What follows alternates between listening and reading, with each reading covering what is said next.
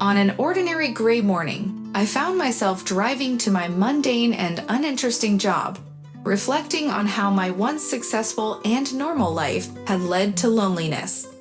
Divorced for quite some time, my love life had become non-existent, burying me in a state of isolation. But then, in an instant, everything changed. A collision. Panic ensued as I realized I had hit a man.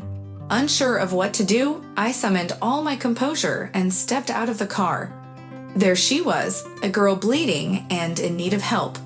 Frantically, I called for someone to dial an ambulance, while desperately searching for signs of life. After a tense moment, I felt her faint pulse. Remarkably, the ambulance arrived swiftly, defying the usual delays we experienced in our country. As they whisked her away, I inquired about the hospital, eager to pay her a visit later. Left behind, I anxiously awaited the arrival of the police, praying that she would survive. Words failed to describe the fear that gripped me at that moment. Once the ordeal with the police was resolved, my first instinct was to go to her side. This vulnerable girl, whom I had failed to notice amidst my self-absorbed thoughts, lay in the hospital room, pale and adorned with a scapular. She looked like a sleeping angel, her long black lashes twitching ever so slightly, and her delicate hand stirring from time to time. Unable to resist, I gently kissed her hand. In that instant, she stirred and opened her eyes of heavenly hue. "Who are you?" she asked, catching me off guard. Struggling to find my voice, I replied, "It's me, the one who caused this." I awaited her judgment, expecting her to send me away. But to my surprise, she said, "I don't blame you. You were lost in your own thoughts, unaware of what lay ahead. Now I am here, and it's okay." A faint smile formed on her lips, illuminating her soft cheeks. We spent the rest of the appointment talking, and in that moment, I finally found my happiness. Now, lying in a hospital bed, my thoughts are consumed by the image of that beautiful girl. Time has flown by quickly as I make my way back home, eager to see her at work. Another day arrives, and I hastily order a stunning bouquet of flowers, my heart racing with excitement. Today is the day she is being discharged, and I can't bear the thought of being late. Little did I know, I had fabricated an entire love story in my mind. My rushed state and fear of tardiness had clouded my perception. Standing from a distance, I spot her delicate figure adorned in a light dress. She appears delicate and weightless, my happiness personified. As I gaze upon her, tears of joy well up in my eyes, envisioning the moment we would embrace, holding each other tightly once again.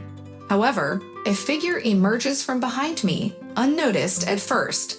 Then, a moment unfolds that fills me with immense sorrow. My beloved, my girl, turns towards this figure and passionately kisses him. It is evident that this is not their first kiss, and in that heart-wrenching moment, I finally recognize the figure before me, her attending physician. I am unsure how my legs managed to support me as I witnessed the woman I deeply loved and thought had betrayed me. I approached them and she looked at me, lifting her eyes. In that moment, I noticed that her eyes, once heavenly, were now revealed to be deceitful. She whispered telepathically, "I apologize for the wonderful time we had, but I have chosen to be with Sergei. We've been together since the day I arrived, and his touch has been miraculous." Those words struck me like an electric shock. I can't even recall how I made it back to the car. It dawned on me that, after 40 years of unlucky love, my chances of finding happiness were slim. Even the most angelic eyes could betray and trample upon your heart. While her body could be mended after the accident, it seemed my heart would remain irreparable. A few years later, I unexpectedly encountered her again. I could barely recognize her. She sat at a cafe table, sipping on a cocktail. Upon seeing me, she approached with the gaze of a battered dog. She shared how, a year into her marriage with Sergei, he began abusing her and having affairs with patients and nurses. She had been left penniless and broken. Her eyes, once captivating, had lost their former beauty. She had transformed into an ordinary woman with a touch of pity. She pleaded for forgiveness, acknowledging the loss she had suffered, and begged me to reconsider. As a gesture, she wrote her phone number on a napkin and asked me to reach out. Promising to contemplate it, I left the cafe and discarded the piece of paper into the trash, knowing deep down that I would never make that call again.